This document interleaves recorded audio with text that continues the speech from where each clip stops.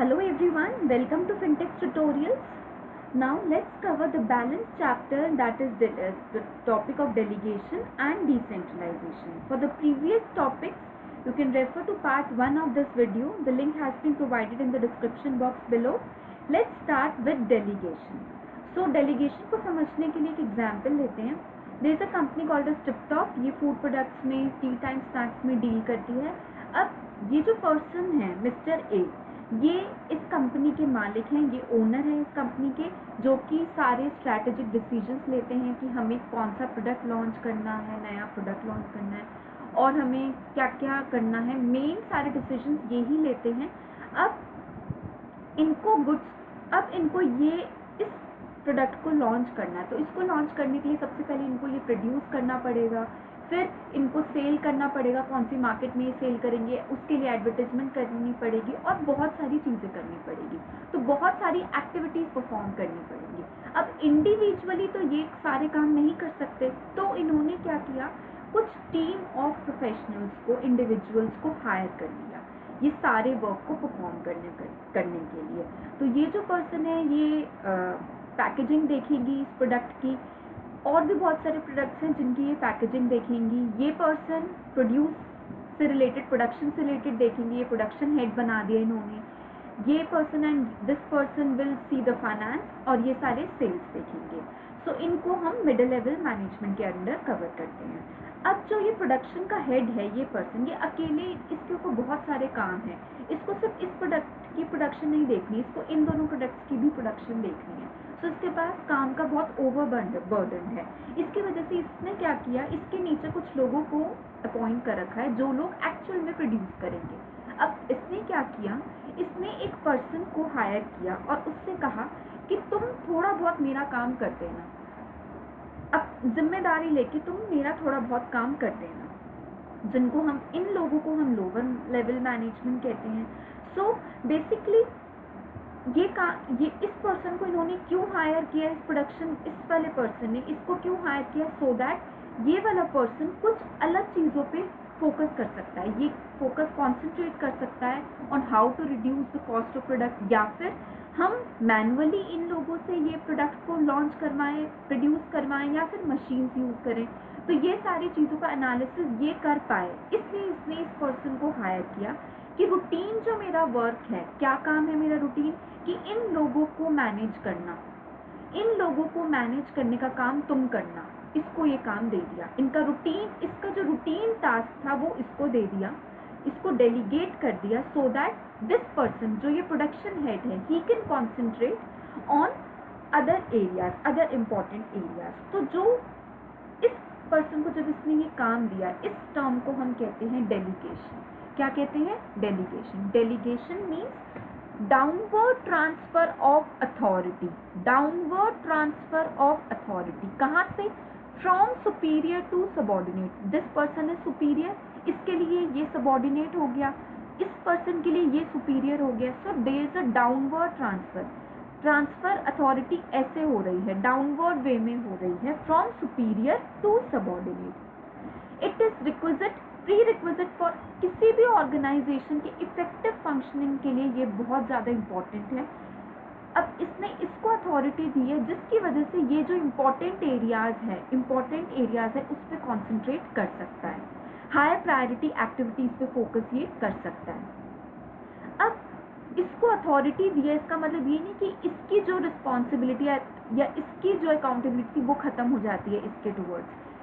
इसको काम देने के बाद भी अल्टीमेट जो अकाउंटेबिलिटी है वो इसी की रहेगी, प्रोडक्शन हेड की ही रहेगी. अगर ये पर्सन काम ढंग से नहीं करते, इसकी नहीं सुन रहे, तो इसको ये बात प्रोडक्शन हेड को बतानी पड़ेगी कि they are not listening to me. So delegation does not mean abdication. इसका मतलब ये नहीं होता कि आप फ्री हो गए काम से. You will be, this person will be, production head will be still accountable for the performance of assign task. जो भी टास्क इस टॉप मैनेजमेंट ने इसको दिया है, ऑल्दो इसने ये इसको दे दिया है, अथॉरिटी दे दिया, but still he will be only held responsible अगर कुछ गलत होता है तो. The authority granted to subordinate can be taken back and redirected to other person. अगर ये पर्सन ढंग से परफॉर्म नहीं करता है जो भी काम प्रोडक्शन हेड ने इसको दिया है, तो ये इससे काम वापस लेके किसी और को दे सकता है। Irrespective of extent of delegated authority, managers shall still be accountable to the same extent as before delegation. चाहे इसको कितनी ही अथॉरिटी ये पर्सन दे दे, ये पर्सन इसको कितनी ही अथॉरिटी दे दे, फिर भी जो मेन अकाउंटेबिलिटी रहेगी वो इसी पर्सन की रहेगी, बिल्कुल वैसे जैसे कि डेलीगेशन से पहले होती थी। ये सिर्फ अपना काम इजी करने के लिए इसको अपना काम दे रहा है, अपना रूटीन टास्क दे रहा है, so that he can concentrate on other work. अब कुछ एलिमेंट्स, कुछ इंपॉर्टेंट टर्म्स हैं, कैरेक्टरिस्टिक्स हैं जो डेलीगेशन को बेसिकली डिफाइन करते हैं। वो 3 में कवर्ड है, authority, responsibility and accountability. Elements क्या होते हैं? Delegation is entrustment of responsibility, मतलब आपने प्रोडक्शन हेड ने इस पर्सन के ऊपर ट्रस्ट करके इसको अथॉरिटी दी, प्लस साथ में रिस्पॉन्सिबिलिटी भी दी कि तुम इन सबको मैनेज करना, एंड साथ में इसके टुवर्ड्स अकाउंटेबिलिटी अराइज हुई कि ये अपना काम, इसकी रिस्पॉन्सिबिलिटी भी अराइज हुई कि ये अपना काम अच्छे से करेगा। Delegation is entrustment of responsibility and accountability to another and creation of accountability for performance, कि ये काम अपना अच्छे से कर रहा है, इस चीज़ की अकाउंटेबिलिटी क्रिएट होती है। अब इसके 3 एलिमेंट्स हैं, दैट इज हमने 3 टर्म्स इसमें पढ़ी हैं, रिस्पॉन्सिबिलिटी, अथॉरिटी एंड अकाउंटेबिलिटी। इनको समझते हैं। अथॉरिटी का मतलब क्या होता है? इस पर्सन ने जो ये प्रोडक्शन हेड ने, इसने इसको कमांड दी है कि तुम अपने स्कोप में रह के, अपनी पोजीशन पे रह के इन लोगों को जो भी आप ऑर्डर दे सकते हो वो देना। रूटीन टास्क आपको परफॉर्म करना है, इनसे काम करवाना है, तो जो भी रिक्वायर्ड आपकी पोजीशन कहती है कि आपको इनको जैसे इंस्ट्रक्शंस देना है कि उस हिसाब से इंस्ट्रक्शंस देके आप इनसे काम करवाओ। Right of an individual to command his subordinate and to take action within his position, अपनी ही पोजीशन में आपको एक्शन लेना है। Right of an individual to command his subordinate and to take action, इसको एक्शन लेना है within his position. या फिर right to take decision inherent in a managerial position, इसकी पोजीशन में जो भी डिसीजंस इनहेरेंटेड है, इसको अपनी पोजीशन से मिला है उसको करना, एंड उससे इस पर्सन से एक्सपेक्ट करना कि ये वो काम करेगा। दिस फ्लोज फ्रॉम, जो ये अथॉरिटी है ये ऊपर से इस पर्सन ने इसको दी है, so it flows from top to bottom. It is restricted by law, या फिर रूल्स एंड रेगुलेशंस जो ऑर्गेनाइजेशन फ्रेम करती है उसके वे में रिस्ट्रिक्टेड है। ये अपने सारे काम इसको नहीं दे सकता, सिर्फ कुछ ही काम जो रेगुलेशंस या फिर जो भी ऑर्गेनाइजेशन ने रिस्ट्रिक्शंस लगा रही है उसके बेसिस को देखते हुए ये अपना काम डेलीगेट करेगा। इससे क्या है? सुपीरियर सबऑर्डिनेट का रिलेशनशिप एस्टेब्लिश हो रहा है, सुपीरियर सबऑर्डिनेट का रिलेशनशिप एस्टेब्लिश हो रहा है, ये एक फॉर्मल पोजीशन से अराइज होता है। Next is responsibility. जो अथॉरिटी है आप पूरी की पूरी डेलीगेट कर सकते हो, can be delegated fully. Responsibility आप पूरी एंटायरली डेलीगेट नहीं कर सकते, स्टिल रिस्पॉन्सिबिलिटी इनके टुवर्ड्स आपकी ही रहेगी। ऑब्लिगेशन ऑफ सबऑर्डिनेट, इसमें क्या है? ऑब्लिगेशन, इस पर्सन की ऑब्लिगेशन है कि इसको अपना काम जो भी इस पर्सन ने, प्रोडक्शन हेड ने दिया है, वो काम अच्छे से परफॉर्म करना है। फॉर इफेक्टिव डेलीगेशन, डेलीगेशन अच्छे से की जाए, इफेक्टिव वे में करी जाए, जो अथॉरिटी है उसके हिसाब से आपको असाइन करनी चाहिए रिस्पॉन्सिबिलिटी। ऐसा ना हो कि अथॉरिटी आपने ज़्यादा दे दी, रिस्पॉन्सिबिलिटी उतनी नहीं थी। अगर अथॉरिटी ज़्यादा दे दी इस पर्सन को तो ये मिसयूज़ करेगा, इनके टुवर्ड्स ये अपनी अथॉरिटी को मिसयूज़ करेगा। सो ऐसा भी ना हो, या फिर ये भी चीज़ ना हो कि आपने रिस्पॉन्सिबिलिटी दी नहीं, आपने इसको ये रिस्पॉन्सिबिलिटी नहीं दी कि तो प्रोक्योर कर सकता है मटेरियल, ये रिस्पॉन्सिबिलिटी ही नहीं दी, तो ये क्या होगा? ये इनइफेक्टिवली अपना काम को करेगा। So authority granted should commensurate with the assigned responsibility. ये जो है रिस्पॉन्सिबिलिटी है ये अपवर्ड फ्लो करती है। ये कैसे फ्लो करती है? Flows upward. Arises from superior subordinate relationship, arises from delegated authority, इससे अराइज होती है। Next is accountability. इसको आप बिल्कुल भी डेलीगेट नहीं कर सकते, कैन नॉट बी डेलीगेटेड। आपकी अकाउंटेबिलिटी टॉप मैनेजमेंट के टुवर्ड्स आपकी ही रहेगी, आपको ही इनको जवाब देना है कि क्यों नहीं प्रोड्यूस हो रहा है कुछ। Delegation of authority empowers an employee to act for his superior, but superior would still be accountable for the same. Delegation से ये इसके behalf पे काम कर रहा है, but accountability, जिम्मेदारी इसी की रहेगी मेन. अगर कुछ गलत होता है तो इसको ये आंसरेबल है टॉप मैनेजमेंट को, ना कि ये. वंस अथॉरिटी इज डेलीगेटेड, एक बार अथॉरिटी इस पर्सन ने इसको डेलीगेट कर दी एंड इसने अपनी रिस्पॉन्सिबिलिटी एक्सेप्ट कर दी, one can not deny accountability. ये नहीं कह सकता कि मैं क्यों करूँ. ही कैन नॉट से. अगर इसने रिस्पॉन्सिबिलिटी एक्सेप्ट कर ली है, इसने इसको अथॉरिटी दे दी है, तो अकाउंटेबिलिटी इसके टुवर्ड्स आ जाती है. ऐसे ही प्रोडक्शन हेड की टॉप मैनेजमेंट के टुवर्ड्स जाती है. It flows upwards. Responsibility is derived from authority and responsibility. Accountability is derived from authority and responsibility. It arises from responsibility. So ये थे elements of delegation. There are 3 elements. Authority, it can be delegated. Responsibility cannot be delegated entirely, and accountability cannot be delegated at all.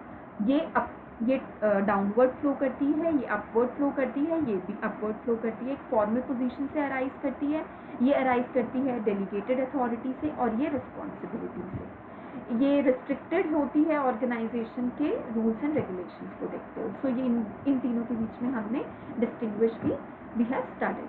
Next is importance समझ लेते हैं. Delegation के फ़ायदे क्या हैं. Delegation करने से आप अपना काम नीचे वाली अथॉरिटी को डेलीगेट कर रहे हो, नीचे सुपरवाइजर को डेलीगेट कर रहे हो. इससे क्या है, आप इफेक्टिवली मैनेज कर सकते हो. अपना रूटीन वर्क इस पर्सन को दे के आप इम्पॉर्टेंट मैटर्स पे कॉन्सेंट्रेट कर सकते हो. एम्प्लॉय की डेवलपमेंट होती है, इस पर्सन की डेवलपमेंट हो रही है. अब ये रूटीन टास्क इनको मैनेज कर पा रहा है, तो ये इंक्रीज हो जाएगी इसकी डेवलपमेंट, इसकी स्किल्स एनहांस होंगे. करियर वाइज, पर्सपेक्ट्स वाइज ये इंक्रीज होगा. बेटर लीडर बन पाएगा, डिसीजंस अच्छे से ले पाएगा. मोटिवेट करता है, ये एम्प्लॉयज़ को मोटिवेट करता है. जब भी सुपीरियर जो है इनको ट्रस्ट करके अपना काम इनको सौंपते हैं, तो इनको ये होता है कि हाँ, हमें एसेट्स माना जा रहा है, हम कमिटेड हैं towards the organization. Facilitation of, इससे ग्रोथ होती है, क्योंकि ये इंपॉर्टेंट मैटर्स पे फोकस कर पा रहा है, तो ऑर्गेनाइजेशन की ओवरऑल ग्रोथ होती है. ऑर्गेनाइजेशन न्यू वेंचर्स को ले सकती है, take up new ventures. Basis of management hierarchy, ये जो delegation this is based on hierarchical structure पर बेस्ड है. सुपीरियर सबऑर्डिनेट रिलेशनशिप डेवलप होता है, कोऑर्डिनेशन बेटर होती है. Elements, power, duty and answerability. Power authority से मिलती है, ड्यूटी रिस्पॉन्सिबिलिटी से डिराइव होती है, आंसरेबिलिटी अकाउंटेबिलिटी से. सो ये जो एलिमेंट्स हैं, ये पावर अथॉरिटी को डिफाइन करता है, ड्यूटी रिस्पॉन्सिबिलिटी को, अकाउंटेबिलिटी आंसरेबिलिटी को. ओवरलैपिंग खत्म होती है, डुप्लीकेशन अवॉइड होती है. So this was delegation. Next topic is decentralization. Decentralization का मतलब क्या होता है, जब decision making authority top management अपने पास रखती है, उसको सेंट्रलाइजेशन कहते हैं. पर जब डिसीजन मेकिंग अथॉरिटी वो लोअर लेवल ऑफ मैनेजमेंट में शेयर कर देती है, लोअर मतलब मिडिल प्लस लोअर दोनों को शेयर कर देती है उनके साथ, उसको हम डिसेंट्रलाइजेशन कहते हैं. कंप्लीट सेंट्रलाइजेशन भी नहीं हो सकती, कंप्लीट डिसेंट्रलाइजेशन भी ऑर्गेनाइजेशन नहीं कर सकती. Complete centralization means concentration of all decision making power with the top management. ऐसा नहीं हो सकता. एक्चुअल में सारे डिसीजंस आप नहीं ले सकते. बार बार टॉप मैनेजमेंट से आप ये पूछने नहीं जाओगे कि रॉ मटेरियल हम खरीदें या नहीं खरीदें, कितने मनी में खरीदें. आपको प्रोडक्शन हेड को ये जिम्मेदारी देनी ही पड़ेगी. There can not be complete decentralization, और कंप्लीट डिसेंट्रलाइजेशन भी नहीं हो सकता. अगर complete decentralization all decision making functions नीचे को दे दोगे, तो एक तो ये सिचुएशन बहुत अनरियलिस्टिक हो जाएगी. हायर मैनेजरियल पोजीशंस की नीड ही नहीं रहेगी. जब सारे काम आप जो लोअर जो मिडिल लेवल है वही डिसाइड कर रहे हैं, तो टॉप मैनेजमेंट की ज़रूरत ही नहीं है. सो ये भी एक हैपहैज़र्ड सिचुएशन है. इम्पोर्टेंस क्या है डिसेंट्रलाइजेशन की? Develops initiative among subordinates. क्योंकि सबऑर्डिनेट्स को आपने डिसीजन मेकिंग पावर दे रखी है, तो इनके अंदर इनिशिएटिवनेस आती है कि हाँ, हम इनिशिएटिव लेके काम कर सकते हैं. Subordinates learn to depend upon their own judgement. वो अपनी जजमेंट अपने बेसिस पे अपनी सोच के हिसाब से वर्क करते हैं. नेक्स्ट डायनेमिक लीडर बन पाते हैं वो। Develop managerial talent for the future के लिए एक मैनेजरियल टैलेंट क्रिएट होता है। Create reservoir for qualified man power so that आप चैलेंजिंग पोजीशंस को फिल आप अपनी ही ऑर्गेनाइजेशन में बाहर से लोगों को ना लेके उनको ही जो आपके सबॉर्डिनेट्स हैं, क्योंकि आपने उनको डिसेंट्रलाइजेशन कर रखा अपनी ऑर्गेनाइजेशन में, तो आप प्रमोट करके उनको हायर मैनेजरियल के पोजीशंस के लिए ले सकते हो, फिल कर सकते हो। क्विक डिसीजन मेकिंग होती है, सारे डिसीजन पावर आपके पास नहीं है, डिसेंट्रलाइजेशन है तो डिसीजन जल्दी लिए जाते हैं, काम जल्दी हो जाता है। No requirement for approval. Relief to top management, top management को रिलीफ है बिकॉज डिसेंट्रलाइजेशन है, डिसीजन मेकिंग सारी उनको नहीं करनी है। नेक्स्ट ग्रोथ होती है, create autonomy to lower organization. हर पर्सन अपनी बेस्ट प्रोडक्टिविटी के हिसाब से काम करता है। कंट्रोल अच्छा होता है, extent of achievement of organizational objective increase होता है। Meeting overall organizational objective can be ascertained. ये थे डिसेंट्रलाइजेशन की importance. Initiative among subordinates, managerial talent enhance होता है, क्विक डिसीजन मेकिंग होती है, टॉप मैनेजमेंट रिलीफ में रहती है, facilitates growth and better control. Next अब कंपेयर कर लेते हैं डेलीगेशन एंड डिसेंट्रलाइजेशन के बीच में। डेलीगेशन कंपलसरी है हर ऑर्गेनाइजेशन को, बिकॉज आप इंडिविजुअली सारे काम नहीं कर सकते, so it is required, mandatory required, ये ऑप्शनल है। ये टॉप मैनेजमेंट डिसाइड करती है कि हम लोअर लेवल को डिसीजन मेकिंग पावर दें या नहीं दें, it is on the discretion. इसमें फ्रीडम कम होती है क्योंकि आप अपनी पोजीशन को देखते हुए, जितनी आपकी पोजीशन अलाउ कर रही है उतना ही आप डेलीगेट करते हो। डिसेंट्रलाइजेशन ग्रेटर फ्रीडम है, आप सारे, क्योंकि आपको अथॉरिटी दी है डिसीजन मेकिंग करने की, तो आप अपने हिसाब से अपनी जजमेंट को अप्लाई करके करते हो। इसमें आप शेयर टास्क को शेयर करते हो, इसमें पॉलिसीज़ को डिसाइड करते हो, रिजल्ट ऑफ टॉप मैनेजमेंट। ये प्रोसेसेस से फॉलो होती है, एक लेवल ऑफ मैनेजमेंट से फॉलो होती है। इसका स्कोप नैरो है, लिमिटेड टू सुपीरियर सबॉर्डिनेट का रिलेशनशिप, इमीडिएट सबॉर्डिनेट के रिलेशनशिप। जो प्रोडक्शन हेड है वो सिर्फ अपने नीचे जो उसने डेलीगेट किया उसी को देखेगा और किसी को नहीं। इसका स्कोप वाइड है। Extension to lowest level of management हो जाता है। Decrease burden, increase the role of subordinates को पावर दी जाती है, वो इनिशिएटिव लेके काम कर सकते हैं, सो उनका रोल, सबॉर्डिनेट्स का रोल इंक्रीज होता है। नेक्स्ट इसकी इंपॉर्टेंस क्या है, कुछ इंपॉर्टेंट पॉइंट समझ लेते हैं। डिसेंट्रलाइजेशन जो है वो बेस्ड है on selective dispersal of authority. जो टॉप मैनेजमेंट है वो खुद डिसाइड करती है कि हमें कितनी अथॉरिटी को डिस्पर्ज ऑफ नीचे के लोगों में देना है, क्योंकि इट बिलीव्स दैट पीपल, जो लोग हैं करने वाले, वो कॉम्पिटेंट हैं, केपेबल हैं, प्लस उनके पास रिसोर्सेज हैं, वो अपनी रिस्पॉन्सिबिलिटी अज्यूम कर सकते हैं, उनको पता है कि उनकी क्या रिस्पॉन्सिबिलिटी है, उस हिसाब से वो डिसीजंस लेंगे, रिकॉग्नाइज करेंगे और डिसीजन को अच्छे से लेंगे। जैसे ऑर्गेनाइजेशन ग्रो करती है साइज में प्लस कॉम्प्लेक्सिटी, अलग अलग डिविजन्स में वो इंक्रीज करती है अपना बिजनेस, तो ऑर्गेनाइजेशन डिसेंट्रलाइजेशन की टुवर्ड्स जाती है। बिकॉज लार्जर ऑर्गेनाइजेशन में आप सारे काम खुद नहीं कर सकते, सारे डिसीजंस खुद नहीं ले सकते, so in larger organisation employees are directly linked with operations, so उनको ज़्यादा ऑपरेशनल नॉलेज होती है, इसीलिए बेटर है कि वो ही डिसीजंस लें। सो this was the end of topic. हमने पूरा ऑर्गेनाइजेशन चैप्टर कवर कर लिया है। For these chapter notes you can refer to the description box below. If you like my video, please share it and subscribe to my channel. Also press the bell icon for the recent updates. Thank you.